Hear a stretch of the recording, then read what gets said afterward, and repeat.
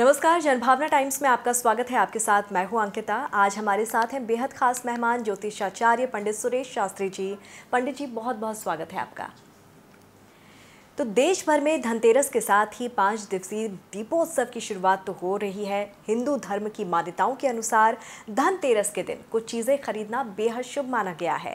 तो पंडित जी से आज हम जानेंगे कि किस चीज़ को खरीदना चाहिए जिससे सुख समृद्धि की और धन की वर्षा हो। कहा जाता है कि इस दिन सोना चांदी पीतल खरीदना भी पंडित जी बेहद शुभ होता है। जी अंकिता जी, आपने बहुत अच्छा सवाल किया है। हम आप लोगों को बताएं कि धनतेरस का दिन एक ऐसा होता है कि जो कि ये हर साल धनतेरस जो होता है कृष्ण पक्ष की त्रयोदशी को मनाया जाता है। इस साल ये 23 अक्टूबर को मनाया जाएगा। जो धनतेरस के दिन जो है कुछ चीज़ें खरीदना बेहद शुभ माना गया है।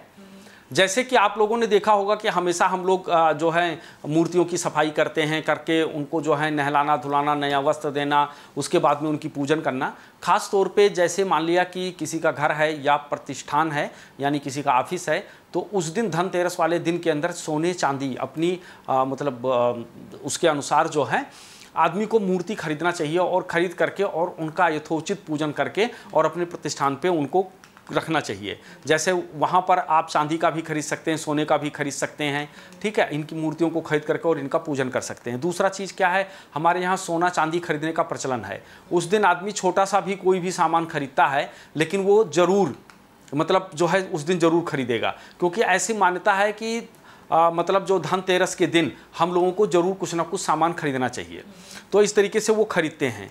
तीसरे नंबर पे हम कोई ना कोई बर्तन खरीदते हैं जो हमारे घर की ज़रूरत होती है, उसके लिए हम खरीदते हैं। इसी तरीके से अगर देखा जाए तो हमारे जो सनातन धर्म है, सनातन धर्म के अंदर जो हमारे घर के अंदर एक झाड़ू होता है, जो हम झाड़ू लगाते हैं, इसको हम बहुत महत्व देते हैं। इसे हम लक्ष्मी का स्वरूप मानते हैं। तो धनतेरस वाले दिन शाम को झाड़ू जरूर खरीदना चाहिए और उनका विधिवत पूजन करके फिर उसके बाद जो है अपने घर में उसका झाड़ू लगाना चाहिए। इससे क्या होता है कि वो झाड़ू जब हमारे घर में चलेगा, हमारे घर में जब घूमेगा, तो जो हमारी आर्थिक समस्याएं हैं वो आर्थिक तंगी को दूर करेगा। और आर्थिक तंगी के साथ साथ में जो आजकल हमारे साथ सबसे बड़ी जो दिक्कतें हैं, जो सबसे बड़ी परेशानियां हैं, वो परेशानी क्या है, मानसिक। हमको मानसिक दिक्कतें बहुत ज़्यादा हैं, क्योंकि हम चाहते हैं कि हम बहुत कुछ कर लें, लेकिन हम कर नहीं पाते हैं। तो झाड़ू उस दिन खरीदना और झाड़ू को घर में लगाना ये बहुत अच्छा होता है, ये बहुत बढ़िया माना गया है। दूसरे उपाय क्या है कि दूसरा क्या करना चाहिए कि धनतेरस के दिन खड़ा धनिया खरीदना बहुत शुभ माना जाता है। उस दिन खड़ा धनिया जरूर खरीदना चाहिए। खरीद करके उस धनिया को क्या है कि माँ लक्ष्मी और कुबेर को चढ़ाना चाहिए। आप देखते हैं हमारे यहाँ पहले गुड़ धनिया प्रसाद बनता था, गुड़ और धनिया का बनता था, उसको गुड़ धनिया प्रसाद कहा जाता है और देवी को चढ़ाया जाता था। ऐसा करने से कभी भी धन की हानि नहीं होगी। आपको अगर आप धनिया चढ़ाते हैं तो कभी भी धन की हानि नहीं होगी और आपके घर में हमेशा धन संपदा में वृद्धि होती रहेगी और आप दिन प्रतिदिन बढ़ते रहेंगे। इसी तरीके से हमारे जो सनातन धर्म है, इसमें तीसरी मान्यता है कि गोमती चक्र आपने देखा होगा, सफ़ेद रंग का या थोड़ा येलो कलर का होता है और उसमें गोल गोल से ऐसे बने होते हैं, उनको हम कहते हैं गोमती चक्र। क्योंकि गोमती चक्र की उत्पत्ति समुद्र से होती है।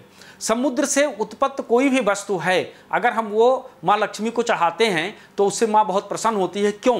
क्योंकि माँ लक्ष्मी की उत्पत्ति जो हुई थी वो समुद्र से हुई थी और माँ लक्ष्मी का मैका समुद्र है, इसलिए वो बहुत प्रसन्न होते हैं। तो उस दिन गोमती चक्र लेना चाहिए और ले करके उसका विधिवत पूजन करना चाहिए। जैसे आप मूर्ति का पूजन करते हैं इसी तरीके से उनका भी पूजन करें।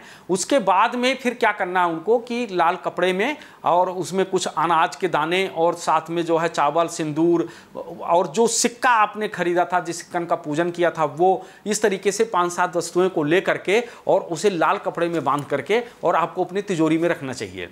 जब आप अपने तिजोरी में रखते हैं तो उससे क्या होगा कि आपके घर में हमेशा धन संपदा बना रहेगा। जैसा कि तिजोरी, बहुत सारे सवाल होता है तिजोरी का मुख किधर होना चाहिए, तो तिजोरी का मुख उत्तर दिशा में होना चाहिए और जो खोलते हैं उनका मुख दक्षिण मुख में होना चाहिए। तो उससे क्या होगा कि कभी भी तुम्हारे घर पे धन की जो स्थितियां घटती बढ़ती रहती वो नहीं होगा। इसी तरीके से हमारे सनातन धर्म में जो है एक चौथा उपाय भी बताया गया है। चौथा उपाय क्या बताया गया कि इस दिन चांदी, तांबे और पीतल के बर्तन खरीदना शुभ होता है। हालांकि स्टील और लोहे से बने बर्तन खरीदने से बचना चाहिए, क्योंकि स्टील का हमारे सनातन धर्म में कोई मान्यता नहीं है। इस दिन घर में कभी भी खाली बर्तन नहीं लाना चाहिए, उसमें कुछ ना कुछ सामान जरूर रख करके लाएं, कुछ नहीं तो उसमें कुछ चावल रख लें या कुछ भी मतलब रख करके तब लाएं। तो इसलिए क्योंकि घर के अंदर आप पहली बार बर्तन आपके घर में आ रहा है और आप शुभ घड़ी शुभ मुहूर्त पे जो है प्रवेश कर रहे हैं, तो इसलिए आपको क्या है कि वहाँ पर बर्तन खाली नहीं लेकर के आना है। और उसके बाद क्या है कि फिर शुरुआत हो जाता है एक ऐसी चीज़ों का कि जो कि हम एक परंपरा है, जो ऋषियों की परंपरा है, जो हमारे सनातन धर्म की परंपरा है, और इस तरीके से तमाम सारी वस्तुओं को एकत्रित करके अगर मैं माँ भवानी का पूर्ण श्रद्धा और विश्वास के साथ उनके चरणों में नमन करते हुए अगर हम पूजन करते हैं तो वो अनंत अनंत गुना फलदायी होता है। इसलिए सबसे पहला नंबर पूर्ण श्रद्धा और विश्वास के साथ कोई भी काम करें, माँ भवानी की कृपा से, माँ लक्ष्मी की कृपा से आप सदैव निरोग और हमेशा जो है आप लक्ष्मीपति बने रहेंगे। बिल्कुल, बहुत बहुत शुक्रिया पंडित जी, इतनी महत्वपूर्ण आपने जानकारियाँ दी हैं, बहुत बहुत शुक्रिया। और इसी के साथ हमारी खास पेशकश में फिलहाल इतना ही। आप जुड़े रहिए जनभावना टाइम्स के साथ। नमस्कार।